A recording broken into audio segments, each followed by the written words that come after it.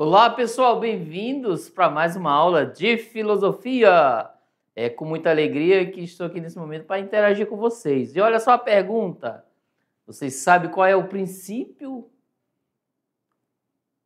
primordial que deu origem a tudo no universo? Outra pergunta: vocês sabem quem foi o primeiro filósofo lá do pensamento grego antigo? E aí, galera, quem foi o primeiro filósofo? E qual é o principal princípio que deu origem a tudo na vida, inclusive nós que estamos aqui hoje, nessa perspectiva? E aí, já analisaram? Então, olha só, na aula anterior nós vimos uma introdução sobre os principais períodos da filosofia antiga. São 4, né? Nós vimos lá. E um deles vai dizer sobre o princípio, né? O primeiro período, que diz assim, olha, existe o arqué, olha a palavra, vocês lembram agora, olha só, arqué, né? Arqué que significa o princípio primordial de origem das coisas. Então, qual é? E eles tiraram da natureza, então, vamos lá? Vem caminhar comigo nessa aula, um grande abraço aí às professoras e os professores presenciais, estão com a gente aí se interagindo e fazendo com que esse conhecimento chegue aos nossos estudantes.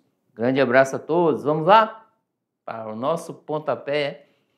Estamos quase chegando, gente, no final da nossa unidade 1, né? Ó, a busca da arqué. O que é essa arqué? Vocês anotaram já no dicionário aí? Com certeza já, né? Isso mesmo. Então, a arqué é isso aqui, ó, resumidamente.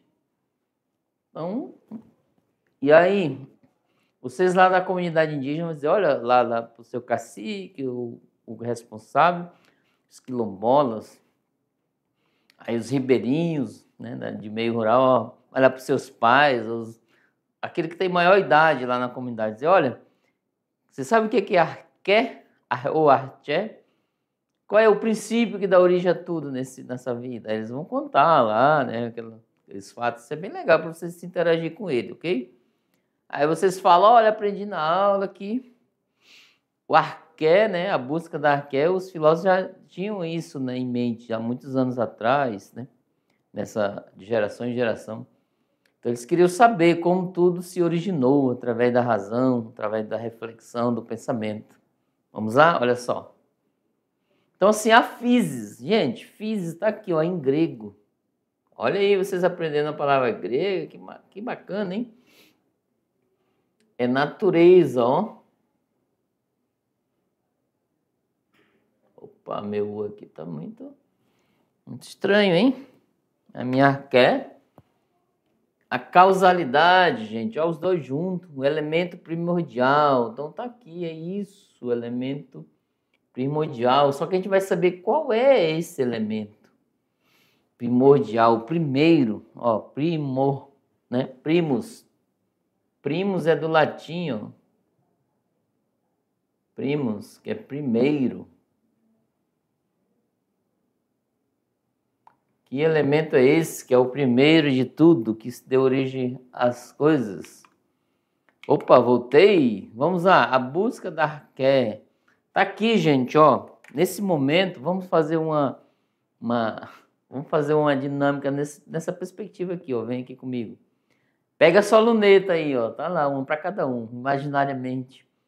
Essa luneta do conhecimento, tá lá. Vocês já estão focando na luneta arqué, o princípio primordial. Então, cada um vai descobrir, tá? Em que você acredita? Quais as teorias que existem sobre o princípio de tudo, que deu origem a tudo? Tá bom? São várias, né? De acordo com cada cultura. Só que a gente vai focar agora os gregos. Então vamos lá. Alcance a sua luneta, né? Vou pegar a minha aqui, eu vou abraçar, ó. Já peguei, pega a sua aí, vamos lá. Então, gente, ó. Primeiras cosmologias. O que é isso? Os primeiros momentos de contos, né? De acreditar. Cosmos, ó. Estudo do cosmos, do universo. A partir lá do século 7 a.C., os primeiros filósofos gregos iniciaram um processo de ruptura, ou seja, o que é isso? Antes, o que eu falamos, né? Que antes era sobre os mitos, ó. Era tudo explicado através deles. E agora não, é uma reflexão racional, de pesquisa, ó. Então tá aí, ó. Ruptura. Quebrou-se a ideia de explicar tudo, né? Claro que hoje em dia a gente explica alguma coisa através dos mitos, mas não assim como antes. Ó, ruptura com as explicações míticas e antropomórficas, né, do universo. Aí, gente, eles dedicaram-se a investigar o mundo, olha que legal. A natureza, que nós chamamos em grego de physis, chama-se natureza. E a construir uma cosmologia. E aí, galera, vem aqui comigo. O que é cosmologia? Vou dar um spoiler, tá? Uma dica. K-O, né? O-S, S-M-O-S, cosmos. E cosmos, gente, ó, né? Significa beleza, universo. E cosmologia é o estudo dele. Por isso que tem a palavra de origem cosmético, né? Quem é que usa cosmético aí? Para pintar a unha, a maquiagem, etc. Então, cosméticos, né? Porque ele vai dizer, trazer a beleza para quem usa. Olha que legal. Então, o universo ele é uma harmonia desorganizada, mas é uma harmonia, né, com beleza. Nessa perspectiva. Vamos lá. Cosmologia, ó, é uma explicação sobre a origem, a formação e as principais características do cosmos. Professor, nós estamos nesse cosmos? Estamos, olha aqui, ó, o nosso habitat. Esse cosmos que é o universo todo, nós estamos, ó, nele, aqui o professor Hélio, né? Aqui, ó, Vamos lá, continuando. Então, assim, a nova tendência era buscar argumentos, tá? O que é isso? Retórica, né? Vê o sofista lá? Eu tinha que te convencer, gente. Argumentos retóricos, né? Baseados na observação. Gente, essa observação inclui também o quê? A reflexão. Ó. Veja bem, vamos uma ideia do que é. Olha só. Imagina-se que você está vindo da sua casa para a escola. Pode ser de bicicleta, a cavalo, de ônibus, de charrete, de carro, etc. Você avista uma paisagem que te chama atenção. Isso ocorre muito, tá? É difícil alguém dizer que nunca ocorreu, mas é uma imagem. Pode ser de uma pessoa, pode ser uma imagem de outras coisas, uma imagem de uma paisagem aí. Aí você chamou atenção. Vamos dizer que é uma paisagem, tá? Vamos se colocar na natureza, porque é físico, né? Vamos lá. Gente, eu não vou observar aquela paisagem apenas por observar. Ela me chamou a atenção e eu vou fazer uma observação reflexiva, ou seja, eu vou pensar e refletir sobre aquela paisagem que apareceu ali na minha frente, aquela imagem. Então é nessa perspectiva aí, ó. A tendência era essa, né? Encontrar argumentos na observação do mundo, tá? Natural ou pelo uso da razão humana, ó, que está aqui, para formar um sistema coerente. Veja essa palavra lá na língua portuguesa, com as meninas no componente. Coerência no texto, coesão no texto. Então, tem que ter um uso da minha razão, um raciocínio organizado. É como se você tem todas as palavras aqui e não consegue escrever, porque não está organizado o seu pensamento. Aí como que eu vou, as palavras estão aqui, a minha ideia, eu não consigo passar para o papel. Então a tendência era essa, pensar, imaginar, refletir e trazer uma coesão, uma coerência e passar para o papel. Olha só, para ditar as concepções. Porque, gente, se eu não tiver essa harmonia, as pessoas não vão acreditar em mim. Olha que interessante. Por exemplo, se tiver tudo fora de ordem, quem que vai acreditar no professor Hélio? Né? Quem que vai dizer, ó, professor, não concordo com você não, etc, etc. Ó, fulano, Amanda, Pedro, Maria, Joana, ó, não vou acreditar em você não. Sofia, olha só, tem vários nomes aí. Quem é que vai acreditar em você se você não tiver uma coerência, não formar um sistema de diálogo, né, para que comprove aquilo que você acredita? Por exemplo, aquela imagem, como é que você vai contar o quão aquela imagem te chamou a atenção, te fez refletir? Às vezes até faz aquele déjà vu, né, vai aquela buscar, né, algum pensamento do passado. Olha, parece que eu vivi ali, aquela imagem me chamou a atenção. Vamos lá, continuando ali. Então, assim, a primeira, gente, ó, principais características da cosmologia. Esse aqui é o estudo do cosmos, tá? Do universo, do mundo. A primeira característica dela vamos ver isso aqui. É uma explicação racional, gente, ó, sistemática, tem que ter um método, tá? Sobre a origem, a ordem e transformação da natureza, da qual os seres humanos fazem parte. Ao explicar a natureza, a filosofia também explica a origem e suas mudanças dos seres humanos. Olha que interessante. Veja bem, se você aí cria um método, né, analisa e comprova, pelo menos com argumentos que, sabendo de o que originou as coisas, claro que você vai dizer, ó, também o ser humano surgiu daí, a partir desse método que eu criei. Olha que interessante. Tá bom? Vamos lá, continuando. A segunda característica ela busca o princípio natural, eterno e imperecível.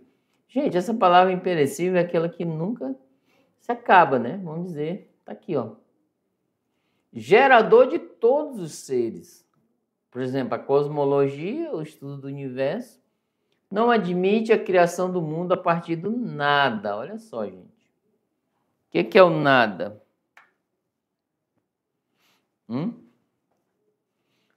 Vamos supor, né? Você tá lá chateado e não quer conversar. Aí alguém chega, olha, o que está acontecendo aí? Você diz nada. O que é o nada nessa perspectiva aí sua? O nada. Então, assim, o nada, né, nessa reflexão de busca da origem das coisas, não pode estar nesse meio. Porque não vai gerar, né, nessa perspectiva uma teoria, né, uma suposta resposta, né, respostas para solucionar essa pergunta, né, de onde surgiu as coisas. Lembra que lá nos mitos dos gregos, lá tem essa história do nada, ó, o caos era o nada. Né? Ali tinha um vazio. Aí, de repente começou a se organizar as coisas, surgirem nessa perspectiva. Isso é na mitologia, ok? Vamos ver agora de maneira racional, olha lá. Então, assim, ela afirma a geração de todas as coisas por um princípio natural, onde tudo vem e para onde tudo retorna. Esse princípio, gente, é a physis, ou seja, natureza.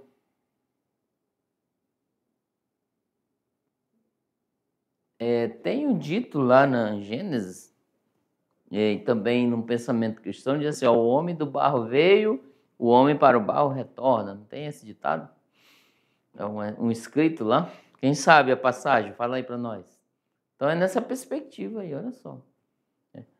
As ideias, né, já surgindo para a busca e entender de onde eu vim, em que sentido. Sabe por quê? A partir do momento que entendermos de onde viemos, né, desde o início, e depois de seus pais, é claro, a gente vai poder entender qual o sentido da vida aqui. Isso lá no terceiro ano, tá? Ok? Vamos lá. Vocês estão muito apressados. Então, assim, a physis, né? Tá aqui, ó, a natureza é a causa natural contínua e imperecível da existência de todos os seres, ó, todos. Isso na lógica é um campo de todos, sem exceção. E de suas transformações, porque a semente se torna um ser, né? Aí vai virar uma árvore, né? Então, são as transformações do dia a dia, em morre, seca, etc. um ovo, um exemplo de galinha. Aí depois vai se tornar uma galinha, né? Um frango, um animal. Então, essas são as transformações.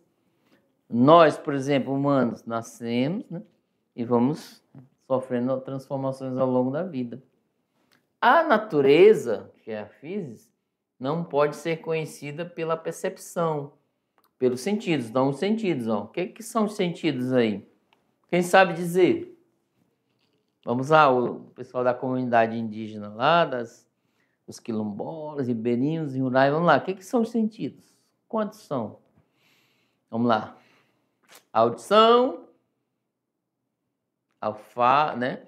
Olfato, né? Que é o nariz. Paladar, pela boca. E tato, né? Olha só que legal. E visão. Olha os sentidos aí. Então, assim, ele vai dizer aqui, ó. Então, a física não pode ser conhecida pelos sentidos. Nem pela audição, nem pela visão, nem pelo olfato, nem pelo paladar, nem pelo tato. Pegar, né? Olha que interessante. Ela é aquilo que o pensamento descobre. O pensamento está aqui. Descobre ao indagar a causa e existência de transformação de todos os seres percebidos.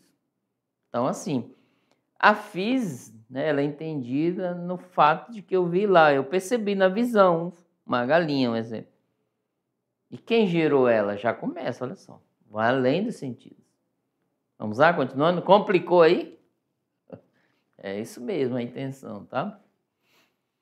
Vamos lá então, gente. Ó, a física é entendida como princípio e causa primordial da existência e das transformações das coisas naturais, como um conjunto organizado de todos os seres naturais ou físicos. Tá aí, ó. Já estou dizendo para vocês. Coloquei uma imagem figurativa de uma planta, certo? Terceira característica. Só lembrando, ó, que nós vimos, ela é uma explicação. A primeira característica da cosmologia, da origem do universo. Primeiro, é uma explicação racional e sistemática. Segundo, ela busca os princípios das coisas, do imperecível, né, o gerador de tudo. Terceiro, ela é a causa contínua e imperecível, né, da existência. Não, esse é o segundo ainda. Agora o terceiro. Ela afirma que, embora a física seja imperecível, ela dá origem a todos os seres, ó, infinitamente. Diferentes do mundo que são perecíveis ou mortais. A física é imortal e as coisas físicas são mortais. Então tá aí. É mais ou menos assim, ó.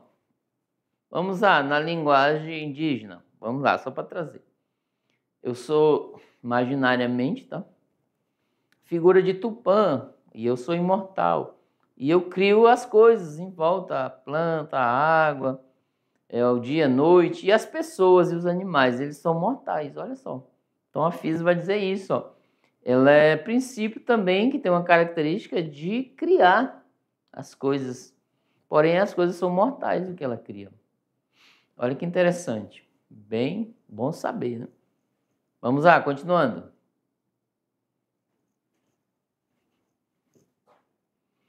Ó, e a quarta, gente, ó, ela afirma que embora a natureza seja imutável, é aquela que não... Ó, coloque no seu dicionário, tá? Que não muda. Ó, aqui, ó. Não muda. É imutável, tá? Não muda.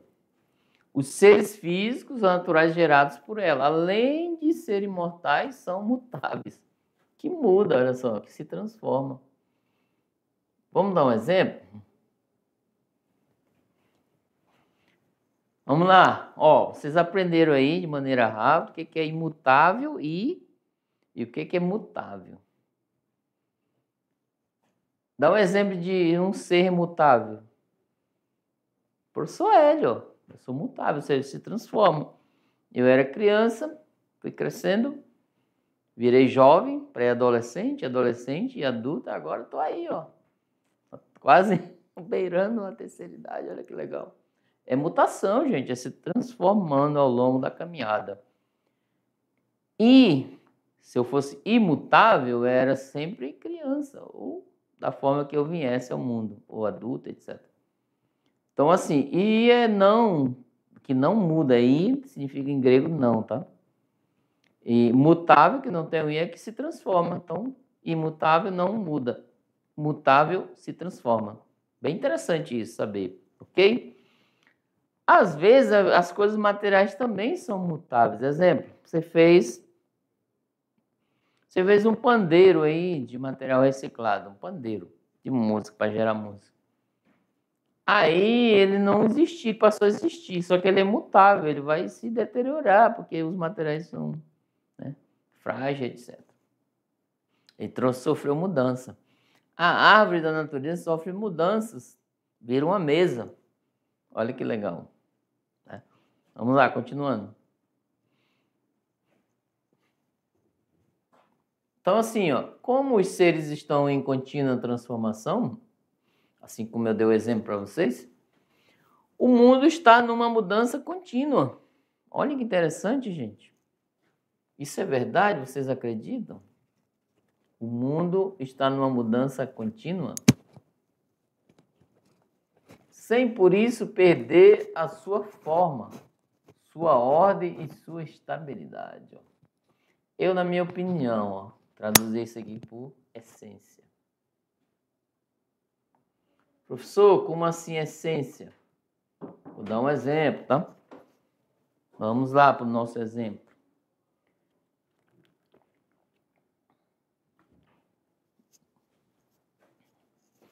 Então, assim, o nosso exemplo é esse, ó. Estamos em contínua mudança, o professor Hélio, ó. Estou em contínua mudança. Daqui a pouco chegarei com a bengalinha, né? Me aposentarei. Os cabelos já estão brancos, ó. Então, é uma contínua mudança, transformação. Daqui a pouco, como diz o dito cristão, né, que tem na Bíblia lá, vim do barro, né, essa analogia pela a geração, tá, na nossa geração de humanos. Claro que a gente atualmente vem dos nossos pais, mas se você for fazer uma contínua linha do tempo, de onde vieram os nossos antigos, né, parentes, tá, do início, né, os parentes, e aí? Então é nessa perspectiva que eu falo, tá? Então, assim, nós estamos numa contínua estabilidade, só que eu não vou perder minha essência, sou o professor Hélio aí. Toda vez que vocês me encontrarem, o novinho, né, o bonito, o feio, o idoso, vocês vão dizer que é o professor Hélio. A essência em si está ali, entendeu? Então ele quer dizer isso, a ordem, sua estabilidade não muda nessa perspectiva da criação das coisas. Vamos lá, continuando. Então, assim, qualquer tipo de mudança, se diz em grego, kinesis, que é um movimento. Você andando, se transformando, dando mudança ao tempo, por exemplo, caminhando 1 hora, começa 10, termina 11, é uma kinesis, você fez um movimento, tá? Kinesis em grego, tá? Já coloca aí no seu dicionário, no seu vocabulário aí que você está criando. As coisas naturais se movem ou são movidas por outros, e o mundo está em movimento ou em transformação permanente. Olha que interessante, gente. Tudo é movido por outro. Gente, vocês vão ver essa essência, ela destrinchada assim, bem elaborada, por um filósofo da Idade Média, lá na frente, vocês vão ver, acho que mais ou menos, né? Já conheci ele agora, é o Tomás de Aquino, lá da Idade Média. Então vocês vão futuramente estudar e eles vão perceber que ele fala sobre, na Suma Teológica, sobre a existência de Deus. Então ele coloca um dos princípios para comprovar o que isso causa no nosso pensamento sobre a existência de Deus. Não querer comprovar humanamente, né? Mas dizer, olha, gente, ele já vai chamar isso de motor imóvel. Existe um motor imóvel que não é movido por nada, mas ele move tudo. Olha que interessante. As coisas naturais se movem, ali o texto está dizendo, ou são movidas por outro. E o mundo está em movimento e transformação cíclica, né? Assim, ó. Exemplo, o que move o meu braço? Olha aí, ó. São os nervos, né? O que move meus nervos? São o cérebro. Olha só a linha do tempo para trás. Se o cérebro não tiver bom, os nervos não movem, que não move os braços e não move os dedos. E o que move meu cérebro? Aí você vai, isso aí fica com você, tá? Para descobrir. Então, assim, o carro, o que que move um carro? É o motor, com as rodas, etc. Sempre estão ali para que ele possa andar. Entendeu? As coisas movidas por outros. Olha que legal. Vamos lá? Trouxe essas analogias para vocês entenderem, beleza? O movimento das coisas do mundo chama-se devir, gente. Ó, interessante, o devir das coisas. Segue as leis rigorosas que o pensamento conhece. Essas leis mostram que toda mudança é a passagem de um estado ao seu contrário, dia, noite, claro, escuro, quente, frio, seco e úmido, novo, velho, pequeno, grande, bom, mal, cheio, vazio e muitos. E também no sentido inverso, tá? Então, assim, esse é o devir, é a passagem, tá? É a mudança. Essa passagem obedece às leis determinadas pela física, pela natureza. Então, tá aí. Quem é que cria galinha aí? Eu falei tanto aqui. Quando nasce aquele pinto, né, meio que sai do ovo, etc. Então, ele vai passando por esse cíclico, né? O que é pequeno, o contrário? É grande, então ele vai crescer. O que é o contrário dele ainda? Ele era novinho, ficou mais velho, ou adulto. O que é o contrário ainda dele? Ele via a claridão, aí depois ele foi para a panela, já não vê mais, escureceu. Olha só que interessante como é que é as coisas no mundo, né? E aí na sua comunidade, né, no seu bairro, aí no seu sítio, na fazenda ou lá na escola, como que são as coisas? Vamos lá? Continuando?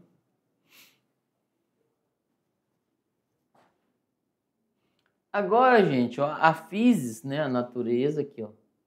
Natureza. Vou colocar em inglês, natus. Inglês não, desculpa, em latim, né?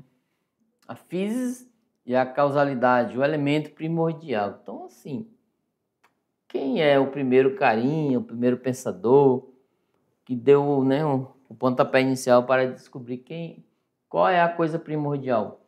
Para os pensadores pré-socráticos, o foco eles buscam a origem de todas as coisas, a causalidade. O que causou a origem?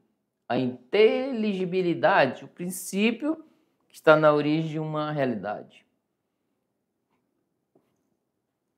Exemplo. Quem veio primeiro, o ovo ou a galinha? Olha a pergunta aí que não quer se calar. E o que está no princípio dessa realidade? O que causou a origem desses?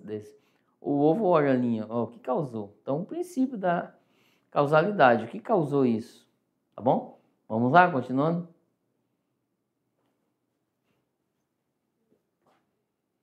Explicar a origem de uma realidade era para os primeiros filósofos encontrar o nexo causal natural, entendeu?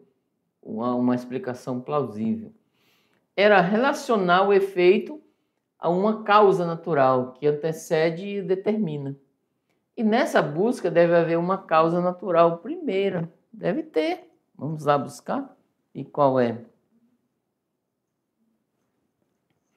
Então, assim, os pré-socráticos estão preocupados em encontrar o princípio, que é a arqué, né? De todas as coisas. A partir desse princípio, seria possível explicar tudo o que existe no universo. Então, tá aí. Segundo os pré-socráticos, quem são os pré-socráticos? Aqueles primeiros filósofos que saíram da era mítica, pensamento mítico, e passaram a refletir sobre tudo. Até botei aquele mapa da aula anterior, o mapinha lá dos primeiros filósofos, né? Tinha lá o amarelinho, o vermelho, o verde. Cada período da filosofia, o que eles pesquisavam, tá bom? Estou falando do pré-socrático, é o primeiro período da filosofia antiga. O depois dos mitos, tá bom? Continuando, olha lá. Então, assim, além de estar presente em todas as coisas, essa mesma arqué, princípio que origina tudo, seria uma atividade, uma força dinâmica que, em conformidade com sua força e ação, originaria a variedade de fenômenos naturais. Interessante. Então, assim, esses filósofos, a fim de evitar uma regressão ao infinito, vão postular a existência de um elemento primordial, ponto de partida de todo o processo. Até expliquei isso, tá?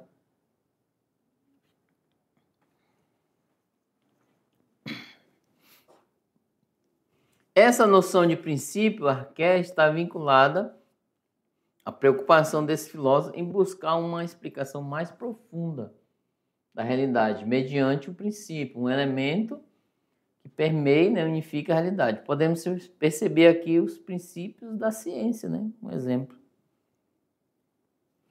Os primeiros filósofos fizeram simultaneamente duas grandes mudanças em relação ao passado. Primeiro, né? Olha só. Tentaram entender o mundo, né, com o uso da razão humana, aqui, ó, sem recorrer à revelação, à religião, à autoridade e à tradição. Então, eles queriam raciocinar por si só, né, no eu, para entender as coisas. Segundo, estimularam as pessoas à atitude de pensar, servindo-se de sua própria razão.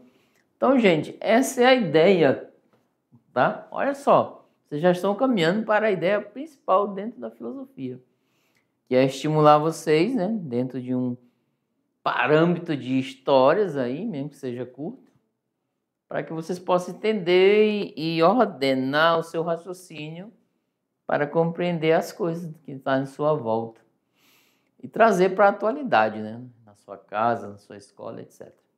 Vamos lá, continuar? Olha aí. Então, assim, a filosofia nasce como um saber aberto e em construção intersubjetiva de você, né? Então, ela nasce nesse saber, não tem respostas prontas. E assim, o diálogo e a discussão, o debate, a argumentação são características fundamentais de nosso saber, ou seja, da filosofia. Olha aqui, ó. Gente, olha só, o diálogo ele sempre foi uma maneira de reunir as pessoas para o bem-estar, ou seja, para gerar conhecimento, que é o debate, ou para evitar um conflito físico, uma briga, etc. Olha só, então o diálogo é feito para isso, para bons entendedores, para compreender as coisas, e às vezes para evitar uma confusão, fazer acordo, etc. Nessa perspectiva, tá? Vamos lá? Continuando. É um princípio fundamental da filosofia. O termo logos, gente, pode ser traduzido por discurso racional da mente, tá? Esse termo é diferenciado de mitos, que é uma narrativa poética. Os mitos eram assim. Os primeiros filósofos, eles sendo naturalistas ou fisiólogos, eles buscam logos, a razão, de ser realidade, né, a partir de um pensamento racional. O discurso que emerge em um discurso racional, crítico, argumentativo, é a objetiva superação racional, ok? Então, assim, vamos dizer que buscar o logos é buscar o princípio de inteligibilidade, um princípio inteligente, né? É buscar, através da razão, a racionalidade que move o mundo, para poder compreendê-lo. Aqui se pressupõe que haja uma ordem, uma harmonia no mundo. E é justamente isso que a expressão grega designa. Que harmonia é essa? Então, assim, o cosmo, né, é o mundo natural regido por uma ordem, por princípios racionais e inteligíveis, nos quais se percebe a ordem hierárquica em que alguns princípios estão na base. A falta de ordem e de organização da matéria é conhecida por caos. Então tá aí, gente, ó. Bem sabiam os pensadores dos primeiros que o mundo ele é regido por uma ordem, que é inteligente essa ordem. Nós acreditamos, enquanto cristãos, que ela é divina, certo? Nessa perspectiva. Mas, gente, olha só, eu, na minha opinião, estou concretamente certo, porque imagina essas coisas que existem em torno de nós. Poxa, durante o dia, né? Tem a noite, os alimentos, as frutas. Olha só, o mamão, gente, é nativo, ninguém criou, ninguém inventou. Nessa perspectiva, está lá e ele é uma dádiva para as pessoas se alimentarem. Olha só, estou falando da fruta e a água. Ela tem a ver com a gente, você toma água, você sente aquele prazer, nossa. e é saudável. Você toma média de 3, 4 litros por dia, 2 a 4, né? E é super saudável para você, dependendo de onde vem aquela água. Entendeu? Essa ordem que vem, né, das coisas. Chove aqui, não chove ali, tem aquelas passagens do tempo, primavera, verão, outono. Então, olha só, gente, que legal. Olho para a lua tem a ver com a questão da plantação, da colheita, da pesca, da caça. Então, são coisas que a gente percebe que o inteligente está nesse meio aqui. Vamos lá, continuando? E nada de causa. Então, assim, para que o mundo possa ser conhecido pela razão, é preciso que haja princípios, né? Racionalmente inteligíveis também. Assim pode-se fazer ciência, tentar explicar racionalmente o cosmos. Daí resulta a expressão cosmologia, que é a reflexão e estudo sobre o universo e a função dele. Entenderam aí? Se o mundo é movido é gerado e movimentado por uma força inteligente, então temos que nos tornar seres inteligentes para nós questionarmos e aprender sobre ele. Olha que legal. A gente dá uma resposta adequada, plausível, né? Por isso que vocês estão aí, sentados na minha frente, aí, ó, com os professores presenciais, as professoras, buscando essa inteligibilidade para aprender, para poder gerar perguntas e respostas. Legal, né? Olha só, a nossa aula, né? Trabalhando sobre isso. E não sai daí não, daqui a pouco a gente volta. Até daqui a pouco. Tchau, tchau.